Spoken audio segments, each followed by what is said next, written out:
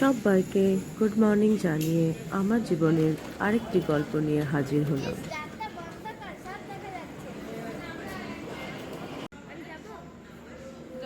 আজ 15th April 2026। আজ আমরা চললাম 2-3 দিনের জন্য একটা ছোট্ট ব্রেক নিতে। আমাদের গন্তব্য দার্জিলিং। আমাদের এই দুটো পরিবারের কারোরই এখানে আগে আসা হয়নি। কারোর বলতে একটু ভুল বলা হবে, আমি খুব ছোটবেলায় বাবা মা আর বোনের সাথে এসেছিলাম। আজ আবার রওনা দিলাম আমার দুই পুচকুকে নিয়ে।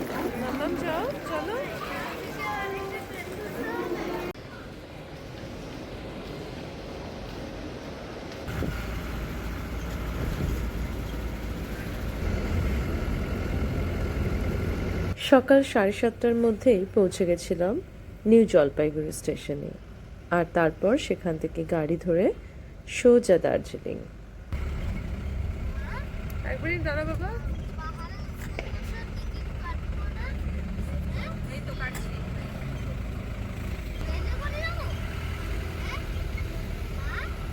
আমার ছোট্ট রিয়ানের অনেক প্রশ্ন। ট্রেন থেকে তো নামলাম, আবার কোথায় যাচ্ছি, এখানে কেন থাকছি না, এখান থেকে কি প্লেনে করে যেতে হবে, আবার কি টিকিট কাটতে হবে। ওরে আদু আদু কথাগুলো শুনতে শুনতে বেশ খানিকটা রাস্তা আমরা এগিয়ে এসেছিলাম।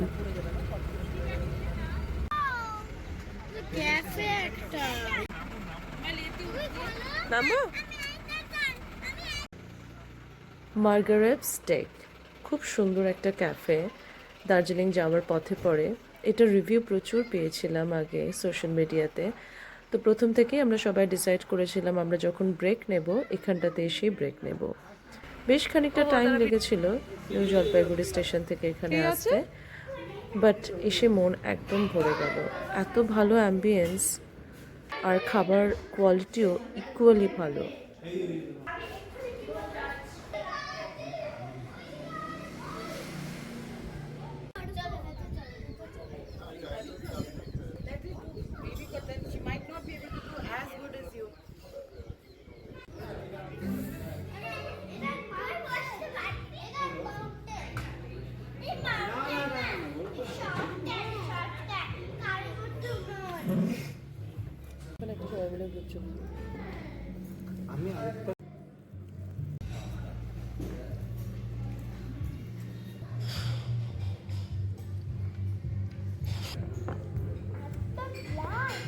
আমরা এখানে ট্রাই করেছিলাম chicken cheese pasta, chicken sandwich আর চিকেন স্যালাড, সঙ্গে ছিল দার্জিলিং চা।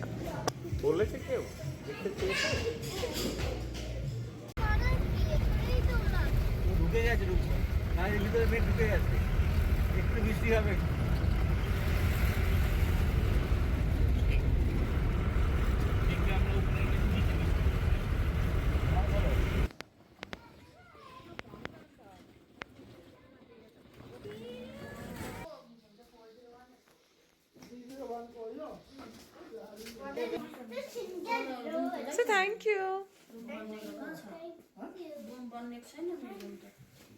पहले पहन लो।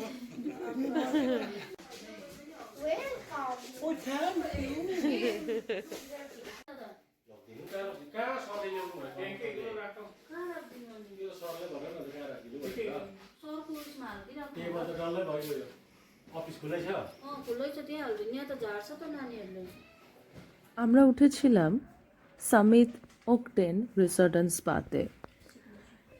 এই রিসর্টের লোকেশন ছিল মল রোড, চৌরাস্তা বিসাইড রাজভবন।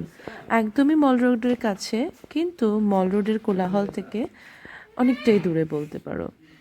আর আমরা এই রুমটা চুজ করেছিলাম কেননা এখানে জানলা খুললেই কাঞ্চনজঙ্ঘা দেখা যাবে, এরকম একটা ব্যাপার ছিল। কিন্তু আমরা এতটাও লাকি ছিলাম না যে কাঞ্চনজঙ্ঘা দর্শন একবারেই পেয়ে যাব।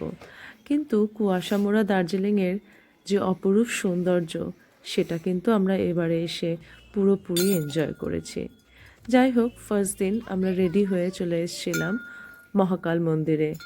এখানে একটা কথা বলি, আমরা কিন্তু প্রথম দিনই ভাবিনি মহাকাল মন্দিরে যাব, ভেবেছিলাম নেক্সট দিন একদম সকালে উঠে পুজোটা দেব। কিন্তু যখন রিসর্ট থেকে বেরিয়ে আমরা ম্যালের রাস্তাটা ধরেছিলাম, ভুলবশতই এই রাস্তাটা ধরে নিয়েছিলাম, যেটা দেখলাম সোজা মহাকাল মন্দিরে চলে এসছে। ভগবান মনে হয় বলল যে তোদের দার্জিলিং জার্নিটা চল পুজোটা দিয়ে শুরু করিয়ে দিই। বেশ ভালো লাগলো সেদিন। আর সবাই স্নান করে ফ্রেশও হয়ে নিয়েছিলাম, সেই জন্য কোনো অসুবিধাও হয়নি পুজো দিতে। খুব ভালো পুজোও দিলাম সেদিন আমরা।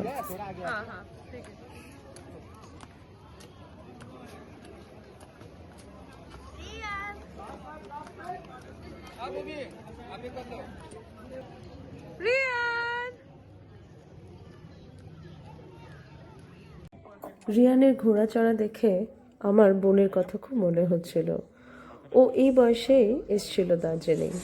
আমাদের দুজনকেই কিন্তু বলা হয়েছিল ঘোড়ায় চড়ার জন্য, কিন্তু আমি বরাবরই একটু ভীতু টাইপের ছিলাম, আর ও ছিল একদম উল্টোটা।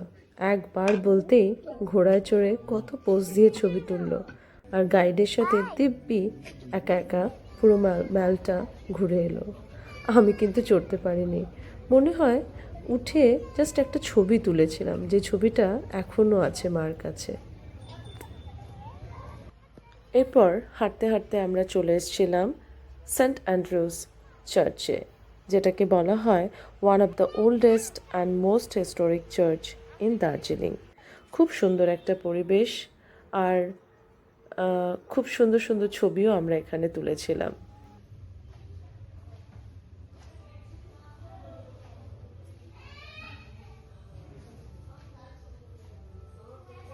এরপর আমরা চলে এসেছিলাম হোটেলে।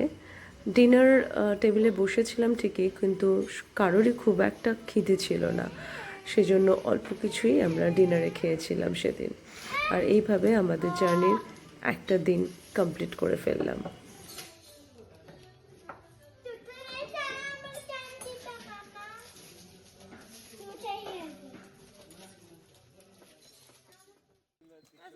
আর একটা সুন্দর ঝকঝকে সকাল নিয়ে দার্জিলিং আমাদের ওয়েলকাম জানালো। আমাদের প্ল্যানের মধ্যে বেশ কিছু জায়গা কভার করার কথা ছিল, তাই সবাই ঝটফট রেডি হয়ে বেরিয়ে পড়েছিলাম ব্রেকফাস্টের উদ্দেশ্যে। কার তাই? ও তো চড়েনি তো আগের দিন। বলি ম্যাডাম ঘোড়া লাগে যা তাড়িতে পেয়েছে, তাড়িতে একটু গেলেই উঠে যাবে।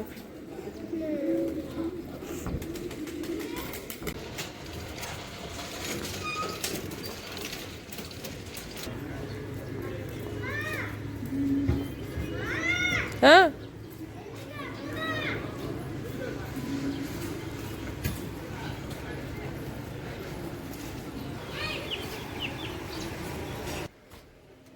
নেক্সট দিন আমাদের প্ল্যানিংয়ে রাখা ছিল ফ্লোরিসে ব্রেকফাস্ট করব, আর তারপর টয় ট্রেন করে ঘুম স্টেশন। টয় ট্রেনের টিকিট আগেই অনলাইনে বুকিং করে রেখেছিলাম, তো সেটার জন্য একটু ব্রেকফাস্টটা ধীরে সুস্থে করতে কোনো অসুবিধা হয়নি।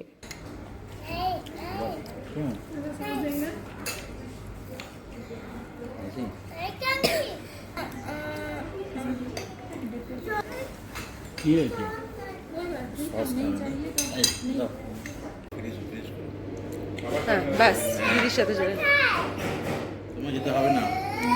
Wait wait wait wait wait wait যাবে যাবে।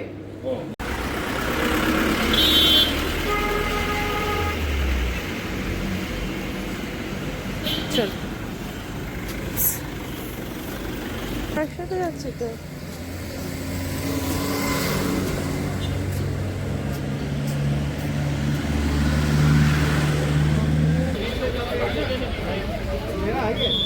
My vote, my right. Vijay Basudhari.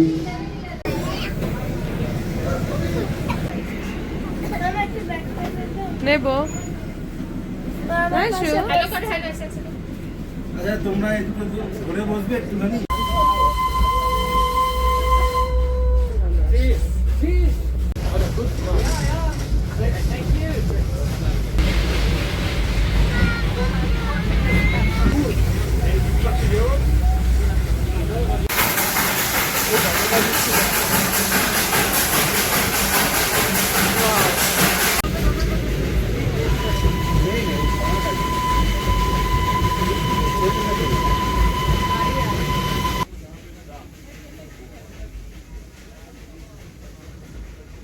Toy ট্রেনের এই পু ছিকছিক আওয়াজটার মধ্যে বেশ কিন্তু একটা থ্রিলিং ব্যাপার আছে। আমার কিন্তু সত্যজিৎ রায়ের সিনেমাগুলোর কথা মনে পড়ছিল, যদিও একদমই এটা আমার নিজস্ব মতামত, নিজের মনের ভাবনা।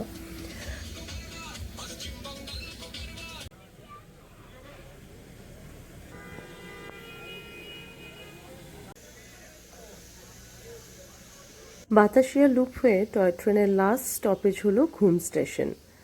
ওখান থেকে আমাদের রিটার্ন ট্রেনের টিকিট করা ছিল, কিন্তু ট্রেন ছাড়তে বেশ কিছুটা টাইম ছিল, তাই আমরা ঘুম মিউজিয়ামটা এর মধ্যে ঘুরে দেখে নিয়েছিলাম। আমার কিন্তু মনে হলো যদি সবার কাছে টাইম থাকে, তোমাদের যারা এখানে ঘুরতে এসেছো তাদের সবারই একবার অন্তত এই মিউজিয়ামটা ভিজিট করা উচিত। প্রচুর কিছু জানার আছে, দেখার আছে কিন্তু এই মিউজিয়ামে। Puri district und Nüsel Puri ist dieser Bahnhof und Kolkata bis Nüsel Puri.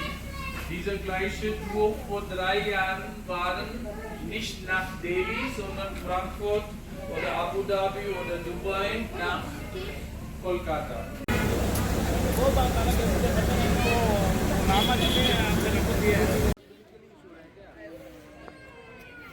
Museum থেকে ফেরার পথে আমরা চলে গিয়েছিলাম জুতে, Padmaja Naidu Himalayan zoological park. বেশ অনেকটা এরিয়া জুড়ে, বাচ্চাদের খুব ভালো লাগবে এখানে।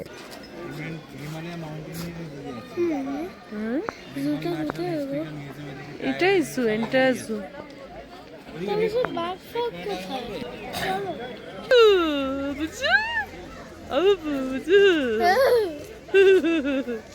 রিয়ান দাদা, আরে তোলা আছে তো, তুমি তো তুলে তো ফটো ওই জায়গাটাকে মার্ক করে বলতে ফটো তুলো মার্ক করে।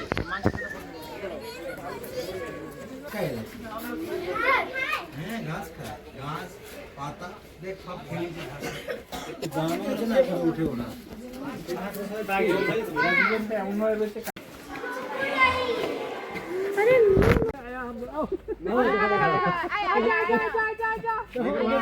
নেপালি কুত্তা, নেপালি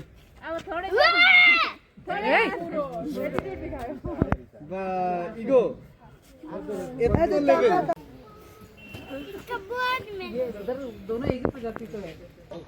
যখন করবে তখন আর দেখতে হবে না আওয়াজ। চলো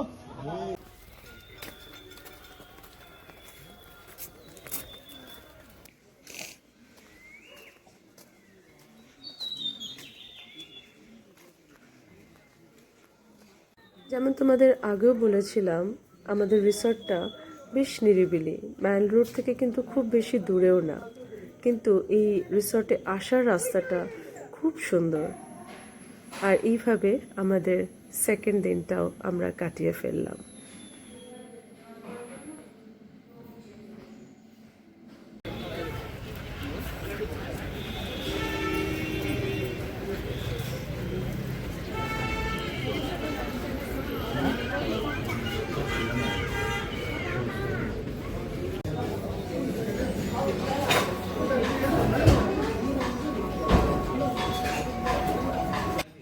নেক্সট দিন আমাদের একটা বেশ বড় সড়ো প্ল্যান ছিল, তাই ব্যাকপ্যাক করে আর্লি মর্নিং ব্রেকফাস্ট করে নেওয়ার জন্য আমরা চলে গেছিলাম কেভেন্টার্সে, কেননা সবারই প্রেফারেন্স ছিল যে কেভেন্টার্সে ব্রেকফাস্ট করে আমরা বেরিয়ে যাব। বাট বেশ লাইন ছিল কেভেন্টার্সে, এতটা লাইন দিয়ে বাচ্চাদেরকে নিয়ে দাঁড়ানো এতটা লাইনে একটু অসুবিধে, তাই প্ল্যান চেঞ্জ করে আমরা সবাই চলে গেলাম গ্রিনারিজে। বাট এত খারাপ এক্সপিরিয়েন্স এবং কোয়ালিটি অফ ফুড এতটাই খারাপ, কিচ্ছু বলার নেই। বাট নেক্সট টাইম দার্জিলিং এলে এই প্ল্যানটা তো ডেফিনেটলি আর কখনো ইনক্লুড করব না।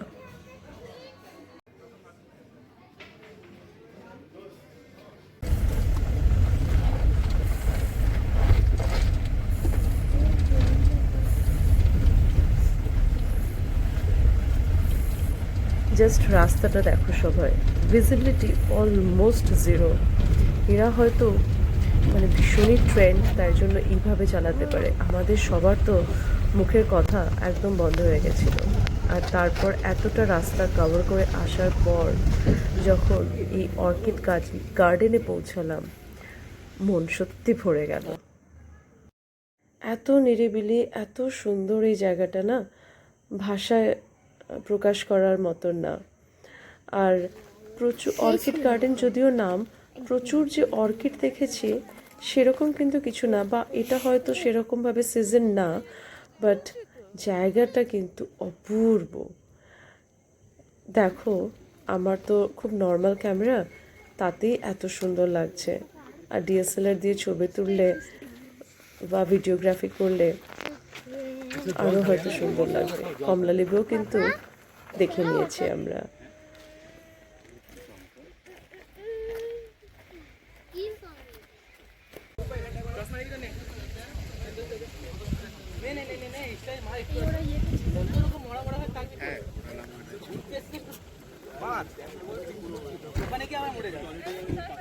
এই জায়গাটা হচ্ছে তিলচুলা, আর ড্রাইভার বলছিলেন যে এখান থেকে নাকি যদি ফগ না থাকতো তাহলে তিস্তা নদী, সিকিম বর্ডার এগুলো দেখা যায়, এই জন্যই জায়গাটা ফেমাস। কিন্তু সেটা আমরা কিছুই দেখতে পেলাম না, পুরোটাই কুয়াশায় ঢাকা ছিল। এরপর আমরা এখান থেকে চলে গেছিলাম লামাহাটা।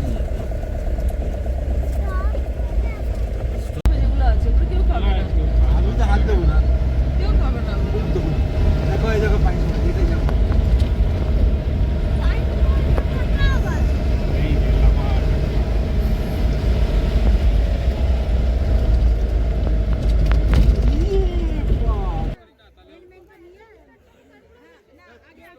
কি অপূর্ব চারিদিকটা লাগছিল, কুয়াশায় পুরোটা মনে হচ্ছে কুয়াশার চাদর দিয়ে কে ঢেকে দিয়েছে।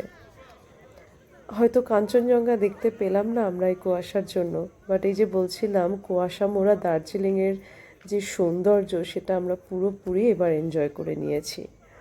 আর এখানে মনে হয় একবার আসলে কারোরই মন ঠিক পুষিয়ে যাবে না, আর একবার তো ফিরে আসতেই হবে, এত সুন্দর জায়গা। নেক্সট বার প্ল্যান রইল, এখানে এসে কিন্তু একদিন স্টে করতেই হবে।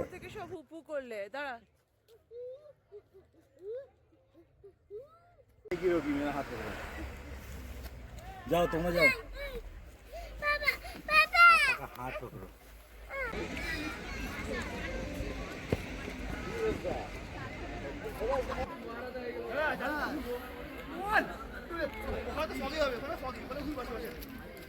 বাবুগুলোকে ডাকবো।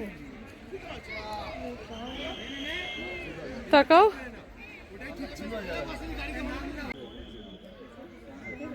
রিয়াজ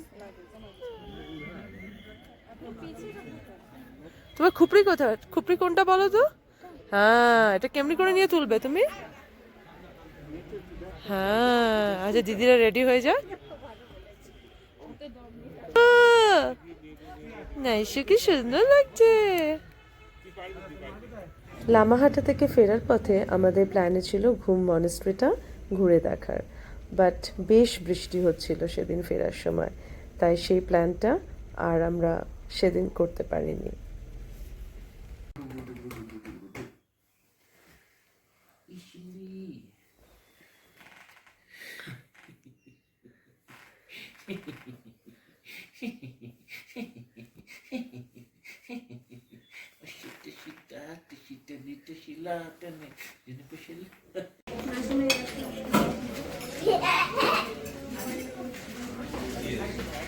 একটা উপর থেকে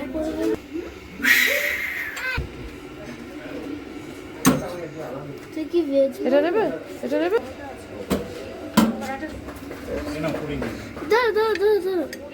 ফেরার দিন সকালটা আমরা সবাই একটু দেরি করে ঘুম থেকে উঠেছিলাম, আর হোটেলেই আমরা ব্রেকফাস্ট কমপ্লিট করে নিয়েছিলাম, আর তারপরে রওনা দিয়ে দিয়েছিলাম কলকাতার উদ্দেশ্যে।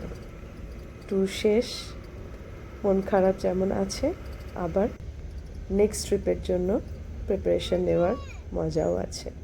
খুব এনজয় করেছি আমরা এই দুটো ফ্যামিলি মিলে, আবার আসবো ডেফিনেটলি। আর সব স্মৃতি তো নিয়ে রাখলাম একটা ফ্রেমে বন্দি করে।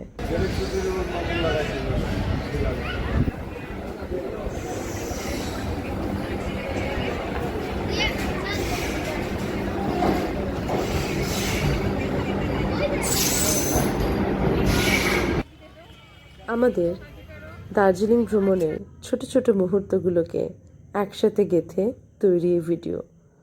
পাহাড়ের হাওয়া, হাসি আর স্মৃতিগুলোকে যত্ন করে ধরে রাখলাম এই ফ্রেমগুলোতে। তোমাদের কেমন লাগবে জানি না। এই ভিডিওতে থেকে যাক আমাদের সেই সুন্দর দিনগুলোর গল্প। আজ এখানেই শেষ করলাম, পরে আবার কথা হবে।